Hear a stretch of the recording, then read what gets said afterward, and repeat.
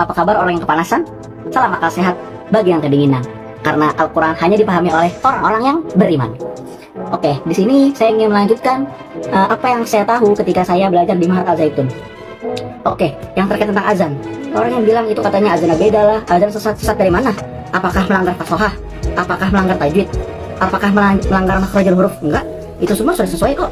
Yang tasbih 3 harokat, hayya ala sholah gitu kan, itu ada panjang pendeknya, itu persen bener semua.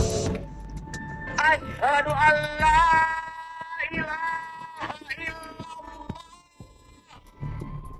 Di sini saya nggak mau permasalahan tentang adzan ya, karena nggak jadi permasalahan. Tapi di sini adzannya itu banyak menyalahi aturan dari sunnah Rasulullah SAW. Yang pertama saya pengen komentarin, adzan itu disunnahkan untuk menghadap kiblat. Tapi di situ saya lihat muadzin menghadap jamaah. Kemudian saya lihat ketika hayya 'alas shalah tidak menoleh ke kanan, tapi malah mengangkat tangan seperti ini. Maka tidak ada anjuran dari sabda Rasulullah SAW, dari ajaran manapun di perspektif pandangan Islam. Makanya itu bisa jadi pencetus mazhab Bung Karno. Dan yang namanya azan itu sifatnya itu menggerakkan hati, menggerakkan jiwa, kembalikan semangat, bukan mendayu-dayu. Dan kemudian intonasi itu dalam analisis membangun, memperlihatkan sebuah momen. Apakah seruan itu dipanggil untuk berperang atau untuk menunaikan salat? Sedangkan maja'a minal jamil jamilun, sesuatu hal yang datang dari Allah yang maha indah, maka itu indah. Maka seruan adzan untuk salat itu hakikatnya indah. Dan juga saya males banget ngomentarin orang yang nggak sesuai dengan capability-nya dalam mengomentari hal ini. Yang orang-orang azan sampai 10 menit, itu tahu itu harokatnya 1000 kali. Itu kalau yang saya paham ya, dengan panjang pendek itu sudah salah.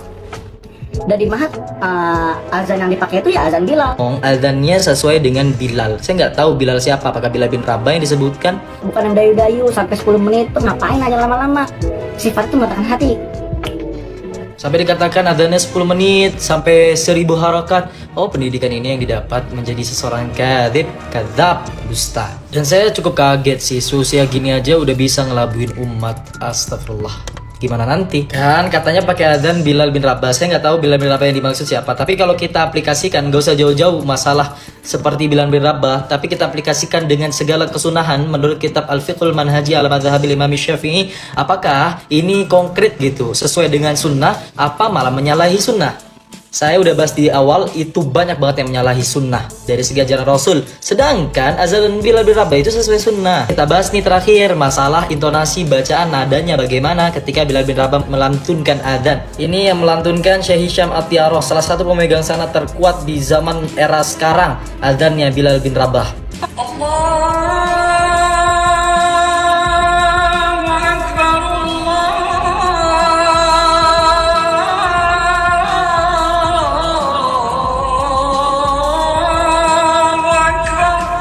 Tenang aja bro, nggak jadi permasalahan, tapi cuman Masjid Al-Zaitun nggak bisa jadi rujukan. Barakallahu fikum.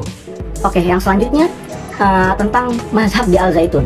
Tentang aliran apa yang di Zaitun. Kita nggak pakai aliran ke level, karena Al-Zaitun itu muara, karena visi misinya yaitu menjadi pusat pendidikan dan pusat toleransi dan perdamaian. Kok kenapa nggak pakai mazhab Syafi'i, Maliki, Hambali, Hanafi? Ya itu mah pilihan dong.